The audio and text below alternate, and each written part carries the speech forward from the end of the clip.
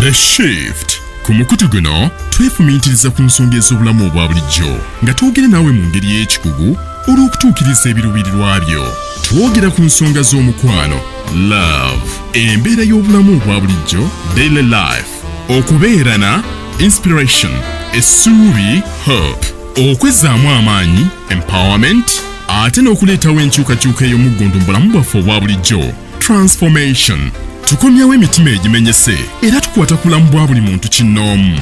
The Shift. Mukutu ogwa buli muntu tegusosola mu kikula kyo kebeera eddiini, eggwanga oba ekitundu gy'obeera. Wabula gutugatta okwekumaakuma n'okwezzaamu amaanyi ku nsonga yonna eba etuzitooweredde. Irene, the Princess of Hearts, omumbejja w'emitima, waali nnyo okwogera ku nsonga zino. Weekuumire ku The Shift ne Irene.